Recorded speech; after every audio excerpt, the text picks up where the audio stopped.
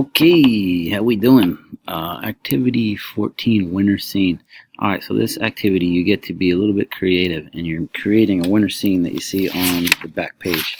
So what you want to do is you got to kind of follow the directions and you got to make things certain heights and whatnot. I'll just show you a couple quick things what you have to do. Alright, so in order to make a shape, all you have to do is go to Insert and then go to Shapes, okay? And plenty you can choose from, and default is blue. And I'm just going to click an oval, okay?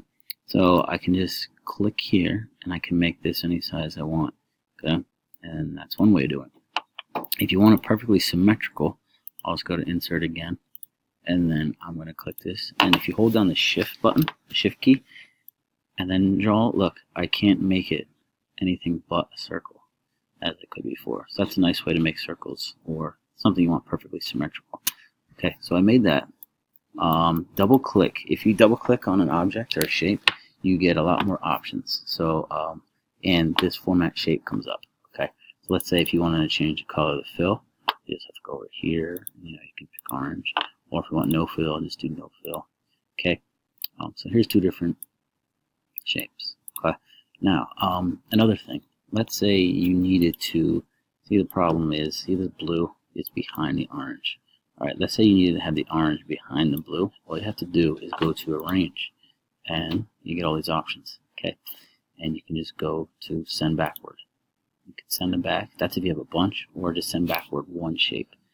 Some of these are just trial by error. You got to figure out what it does. Okay, so look, now that's in front. Blue's in front, orange is in the back.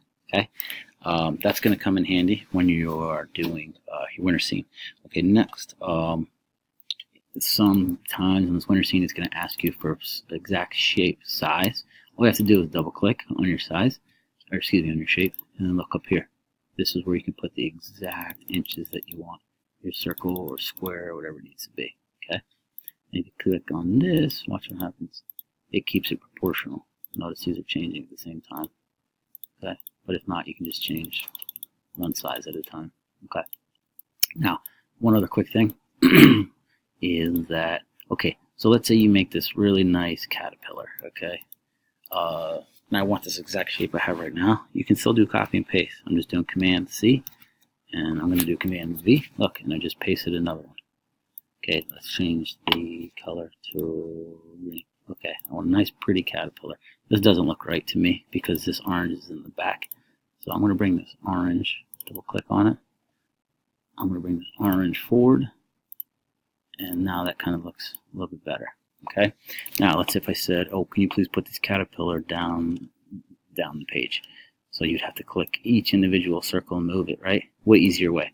Click on one shape, click on Shift on your keyboard, and then click on another shape, click on another shape. So I just held in Shift each time. So again, click on one shape, hold in Shift, don't release it, and keep clicking. And now I can release everything. And then go to Shape Format, Arrange, and then we want to go to Group. Click them all, group them. So check it out. Now it made all the shapes together.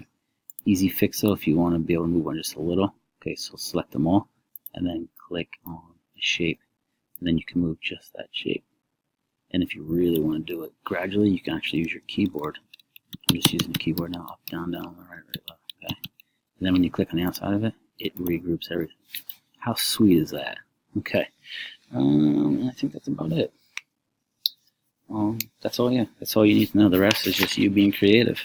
Okay, have a good one. Bye-bye.